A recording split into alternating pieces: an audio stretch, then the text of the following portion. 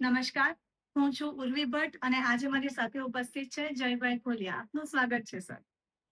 શ્રી જયભાઈ ખોલિયાએ જે દિગ્દર્શિત કરેલી ફિલ્મ છે ગુજરાતી ફિલ્મ કવિકાંત, તેનું આજે સ્કૂલમાં નારાયણ વિદ્યાવિહાર શાળામાં સ્ક્રીનિંગ હતું.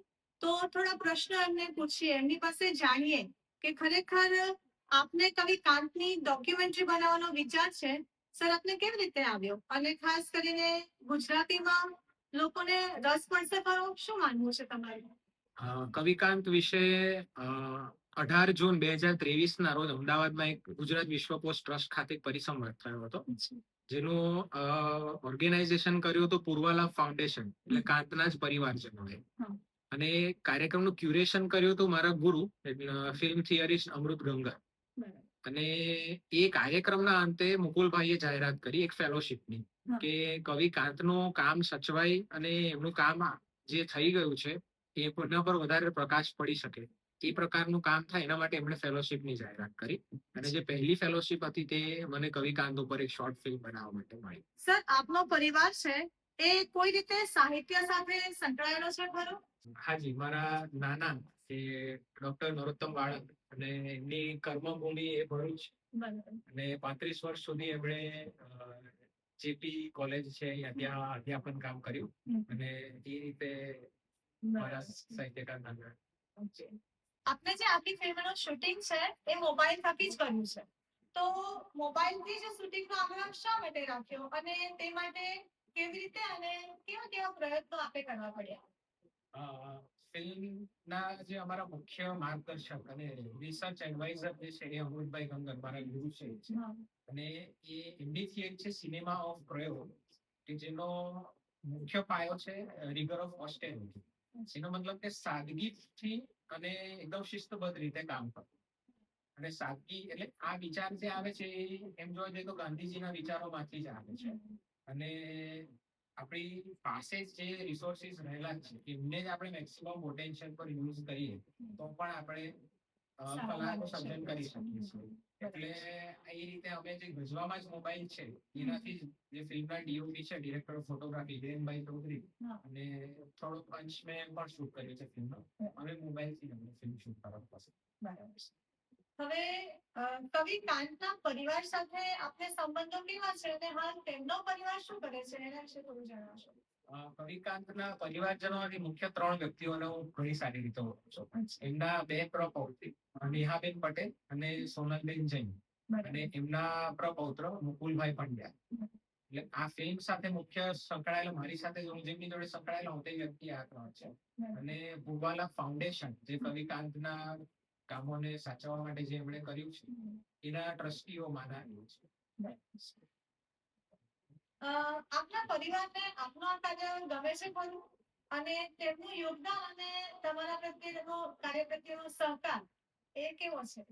એમને તો આ કામ જોઈને આનંદ થાય છે કે આ પ્રકારનું કામ થઈ રહ્યું છે, અને દીકરો, મા બાપને એમ જ લાગે કે દીકરો આ પ્રકારે કામ કરી રહ્યો છે એ પણ ગમે. અને મહત્વની વાત એ કે મારા મોટા ભાઈ વિવેક પૈયા એ મારી ફિલ્મના ટેકનિકલ એડવાઇઝર છે. એક વખત એવું થયું કે જે લેપટોપ પર ફિલ્મ એડિટ થઈ હતી એ જ લેપટોપ ખરાબ થઈ ગયું હતું અને કદાચ આખી ફિલ્મ મારી 8 મહિનાની મહેનત પાણીમાં જાય એવો ડર હતો. પણ ભાઈ એ ટેકનોક્રેટ છે અને એમણે ફિલ્મ સાચવી લીધી. અગાઉની ફિલ્મમાં પણ કોઈક ને કોઈક રીતે ભાઈ, મમ્મી, પપ્પા સંકળાયેલા હોય અને એમનો આભાર પણ માનું. સરસ. કાંતના જે ધર્મ પરિવર્તનની વાતો છે અને એમનો પારિવારિક છે એ સંઘર્ષમય હતો, મતલબ તે બાબતો અંગે આપ થોડો પ્રકાશ પાડશો?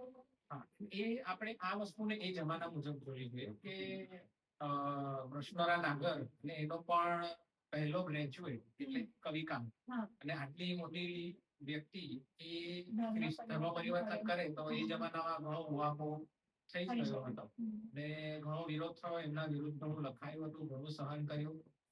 મિત્રો, પરિવાર અને જેટલા પણ લોકો હતા એમણે એમને ત્યજી દીધા હતા. એમની સાથે જે 2 વ્યક્તિ રહી હતી એ આપણે ગણીએ તો કવિ કલાપી અને કવિ નાનાલાલ, એમના સંઘર્ષના સમયે પણ એમની સાથે રહ્યા હતા. પણ એટલું જ નહીં, કવિ કલાપીએ તો ખુદ સ્વીડનનો અભ્યાસ કરીને એમના પણ લખ્યું છે.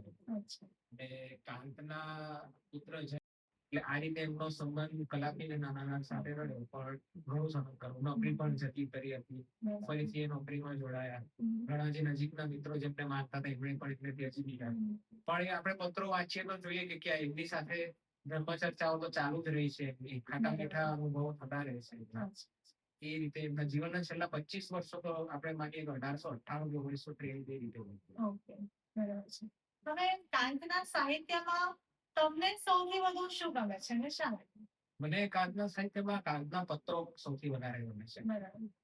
સામાન્ય રીતે જવાબ કાંતના ખંડ કાવ્યો એવો હોય છે, અને એ મને એક વસ્તુ ખટકે છે કે કાંતને એમના 4 ખંડ કાવ્યો પૂરતા જ સમાવી લીધા હોય ગુજરાતની પ્રજા, એવું લાગે. પણ એ ઉપરાંત પણ એ નાટ્ય લેખક છે, અનુવાદક છે, એમના પત્રો ખૂબ જ સુંદર છે. અને રામનારાયણ વિશ્વનાથ પાઠક કહે છે કે કાંતનું જીવન એમના કાવ્યોમાં છે, પણ સાથે જ આપણે એ પણ જોવું જોઈએ કે બળવંતરાય ઠાકોર કે જેમના નજીકના મિત્ર હતા, ખાટા કડવા ઘણા અનુભવ છે એમની સાથે, પણ કાંત ગયા પછી ઠાકોર કહે છે કે કાંતનું જીવન એમના પત્રોમાં છે. અને કાંતને સૌથી નજીકથી ઓળખવા હોય તો એમના પત્રો વાંચવા જોઈએ. અને આ સમય મારે કેવું જોઈએ, દર્શનાબેન ધોળકિયાનું પુસ્તક કાંતના પત્રો એ ખૂબ જ સુંદર પુસ્તક છે. એમાં કાંતના 698 પત્રો વાંચો તો આખું કાંતનું જીવન તમારી સામે આવે, કાંત તમારી નજર સામે ઉપસ્થિત થાય, એ પ્રકારનું એ પત્રો છે. એ વાંચવું પડશે. હવે કાંત ભાવનગરના રાજા ભાવસિંહને ત્યાં હતા, તો ત્યાંના જીવન પર થોડો પ્રકાશ પાડશો? એટલે ભાવસિંહજી સાથે એમણે ઘણા વર્ષો ત્યાં કર્યા, અને જે સંગીતમય રચનાઓ જે થઈ, એટલે કવિ કાંતે સંગીતમય પુસ્તકો પણ લખ્યા. કાંત ઘણા કુશળ સંગીતકાર હતા અને સિતાર વાદક હતા. અને સંગીત નીતિ વિનોદ, સંગીત હોરેશિયસ, સંગીત ઇલિયડ, આ બધા પુસ્તકો એ સમય દરમિયાન લખાયા. અને ભાવસિંહજી સાથે કવિ કાંત સંગીતની ઘણી ચર્ચાઓ કરતા. અને એવું પણ કહેવાય છે કે ભાવસિંહજીના મનમાં વિચાર આવે કે આ પ્રકારનો કંઈક રચના કરવી છે, એટલે તરત કાંતને તેડું મોકલે, કાંત હાજર થાય અને એનો સંગીતમય જે રચનાઓ કરવી છે એ એમની પાસે કરાવતા. અને એવું પણ કહેવાતું કે રાજાના મહેલમાં દરેક ખંડમાં હાર્મોનિયમ હતું, અને જ્યારે પણ સંગીત પ્રિય હતા, એટલે જ્યારે પણ એમણે ઈચ્છા થાય ત્યારે સંગીતનો સ્પર્શ થઈ શકે એ પ્રકારની વ્યવસ્થા. કાંતનો જે ધર્મતત્વનો વિચાર કાવ્યમાં પ્રચ્છન્ન રીતે ઝળકે છે, તો તે અંગે આપનું શું કહેવું છે? એ એમના જે પવિત્ર ભોજન કાવ્ય છે, અને એટલું જ નહીં પણ સાગર અને શશી જેમની ખૂબ જ પ્રખ્યાત ઉર્મી કવિતા છે, એમાં પણ પિતા જે સંબોધન થયું છે, કાંતના કાવ્યમાં જ્યાં પણ પિતા સંબોધન થયું છે, એ જે ક્રિશ્ચિયાનિટીનો જે વિચાર છે કે our father who art in heaven, જે એમની પ્રાર્થના છે, ફાધર એટલે હોલી ટ્રિનિટીની જે વાત છે, જીસસ ક્રાઇસ્ટ, હોલી ગોસ્ટ અને ફાધર, એ ફાધરની વાત છે. અને ઘણા ક્રિશ્ચિયાનિટી નો જે સ્વીડન બોર્ગ પ્રત્યેનો જે એમનો જે પ્રેમ હતો એ દેખાય આવે એવો ઘણા કામ. એટલે સ્થૂળ પિતાની વાત નથી, સ્થૂળ પિતાની વાત નથી. આજ મહારાજ જલ પર ઉદય જોઈને ચંદ્રનો હૃદયમાં હર્ષ, પિતા સર્વ કાલના સંતાપ સામે, એમાં જે પિતાની જે વાત છે એ આજે ક્રિશ્ચિયન પિતા છે એમની વાત છે. કાંતના જીવનમાં તમે રહેણી કડીમાં તેમનું વ્યક્તિત્વ કેવું જોવા મળ્યું, તેમાં તમને ખાસ કરીને કઈ વાત વધુ સ્પર્શી ગઈ? સૌથી વધારે સ્પર્શી ગઈ વાત કે કાંત એ ખૂબ જ આપણે એવિડ રીડર છે કહીએ, એકદમ એમને વાંચનનો શોખ પુષ્કળ.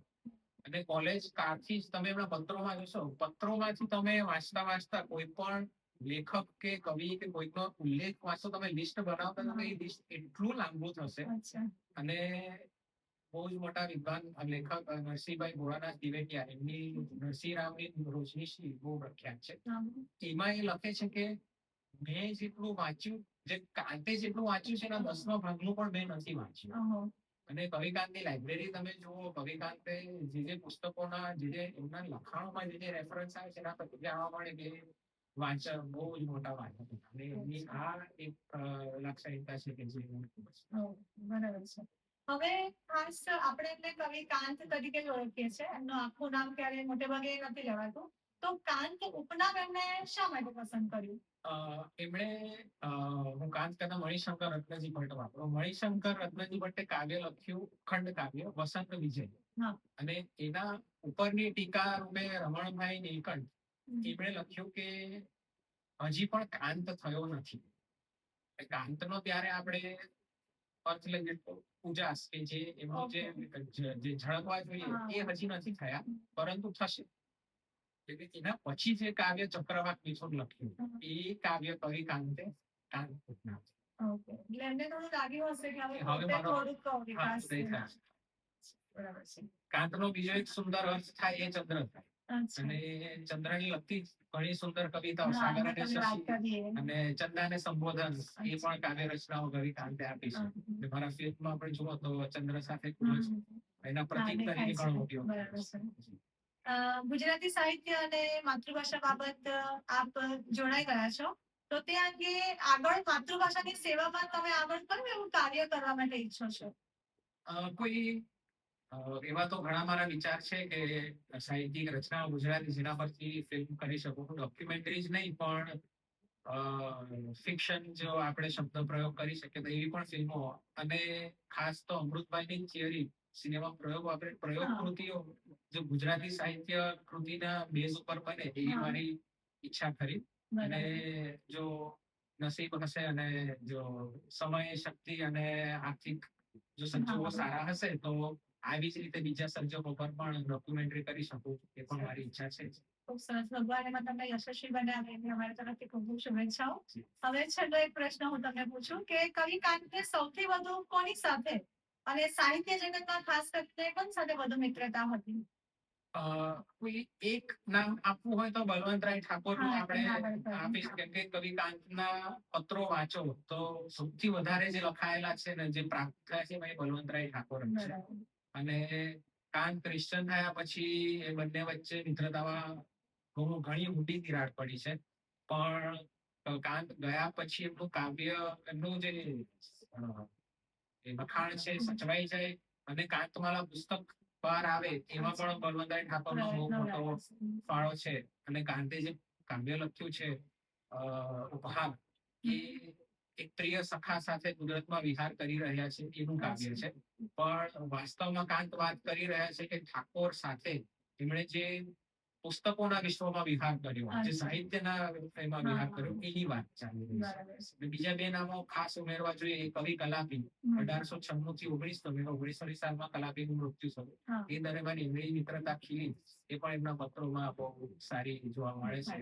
અને કવિ નાનાલાલ અને એમના સમગ્ર પરિવાર સાથે પણ કાંત પોતે એમના પરિવારનો સંબંધ ઘણો સારો થયો છે. આ ત્રણ નામો અને કાંતના શિષ્ય કે જેનો મેં ફિલ્મમાં સમય મર્યાદાની એના લીધે મારે ઉલ્લેખ નથી કર્યો, પણ કરુણાશંકર કુબેરજી ભટ્ટ એમના શિષ્ય હતા. એની સાથે પણ સંબંધો ખૂબ જ સારા હતા. એમના મિત્ર મંડળમાં આ વ્યક્તિઓને ખૂબ સરસ રીતે આપણને માહિતી પ્રાપ્ત થઈ અને આવા જ કાર્ય આગળ થતા રહે, જેથી આપણે સૌ સાહિત્યકારોને ઓળખી શકીએ, જાણી શકીએ અને એમના વાંચન પ્રત્યે વધારે વિશેષ રસ કેળવીએ. બસ એ જ હેતુ છે આપણો. અને સર, આપનો ખૂબ ખૂબ આભાર. આપ આજે આવ્યા, ખૂબ સરસ ફિલ્મનું સ્ક્રીનિંગ પણ નિહાળ્યું અને આપની સાથે ચર્ચા કરી, એનાથી ઘણું બધું જાણવા મળ્યું. Thank you very much.